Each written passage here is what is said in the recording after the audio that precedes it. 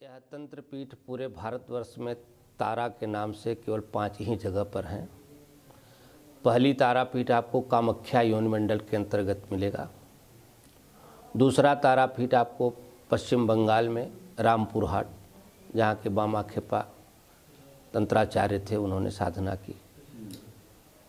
तीसरा आपका बिहार में एक सहरसा जिला है, महिषी गांव में, वहाँ पर माँ तारा की मूर्ति है, लेकिन वहाँ 3 मूर्तियाँ एक साथ हैं।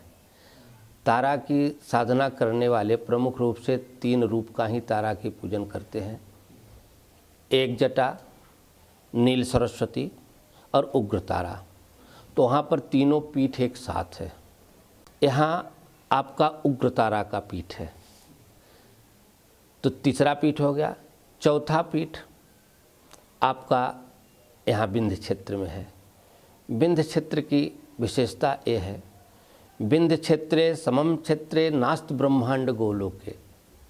विंध्य क्षेत्र के समान कोई ऐसा क्षेत्र नहीं जैसा कि जो ब्रह्मांड में और गोलोक जहाँ विष्णु जी निवास करते हो। तो इसलिए तारापीठ यहाँ है। तारापीठ की एक विशेषता ये है कि जहाँ भी स्थित होता है वो महाश्मशान के किनारे ही स्थित होता है। ये तारा की व्यवस्था है। 5वां आपका हिमाचल प्रदेश में कांगड़ा में है, लेकिन वहाँ उनका तारापीठ का नाम परिवर्तित है। वहाँ ब्रजेश्वरी देवी के नाम से जानी जाती हैं, वह तारापीठ है। एक तारापीठ मेरे भारतवर्ष के बाहर है, तिब्बत में है, जहाँ वशिष्ठ जी साधना किए थे। इसलिए पूरे वर्ल्ड में, पूरे विश्व में अगर जो है सबसे बड़े तंत्राचार्य कोई होते हैं तो बौद्धिस्ट होते हैं। उनके यहाँ जैसे लामा वगैरह होते हैं, आज भी जो रहस्य है उन्हीं के।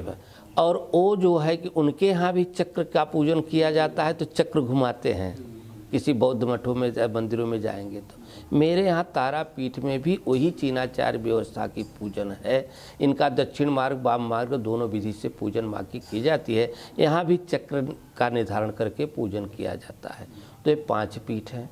विंध्याचल एक अलौकिक पीठ है, आदिशक्ति माँ जगत जननी का स्थान है। वहाँ पे जो है कि विंध्य क्षेत्र में महालक्ष्मी के रूप में विराजमान है, काली खो में महाकाली के रूप में, और महासरस्वती के रूप में जो है अष्टभुजा मंदिर।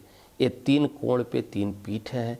और मोक्ष को प्राप्त करने के लिए रामगया घाट पर शिवपुर के अंतर्गत माँ तारा यहाँ श्मशान के किनारे स्थित है। रामगया घाट यही? हाँ, ये शिवपुर। ये कहा जाता है भगवान राम ने अपने हाँ, पूर्वजों का जो है तर्पण। अब देखिए, हाँ, अब जो है कि जब भगवान राम वनगमन में थे तो उनको जानकारी थी, तो जो है कि भगवान रामचंद्र जी ने यहाँ पर पिंडदान किया। तो भगवान रामचंद्र जी का बायां चरण यहाँ है और दाहिना चरण गया में है। गया श्राद्ध यहाँ किया, तो बायां चरण यहाँ, दाहिना चरण वहाँ। जो भी श्राद्ध किसी भी प्रकार से अगर इस क्षेत्र में अपने पितरों का श्राद्ध कर देता है तो उसका जो है कि मोक्ष हो जाता है, ऐसी धारणा औसनस पुराण वगैरह में ऐसी व्याख्यान व्यवस्थाएं हैं। तो रामगया स्थान पर यह माँ तारा है, स्थित है। यह पीठ इसलिए ज़्यादा ज्वलंत है, हर पीठ जितनी तारा पीठ है नदियों के किनारे हैं, लेकिन ये समुद्रगामिनी गंगा के किनारे स्थित है। इसलिए यह जो है कि यहाँ पर बैठने मात्र से आपको इस प्रकार की अनुभूति होती है। आप बैठे हैं, थोड़ा सा देखिए कितनी शांति मिल रही है। हमारे यहाँ विंध्य क्षेत्र की ये व्यवस्था है कि अगर महामारी वगैरह आती है तो सबसे पहले जय माँ दुर्गा, जय माँ तारा दयामयी कल्याण करो, इस मंत्र का जप किया जाता है।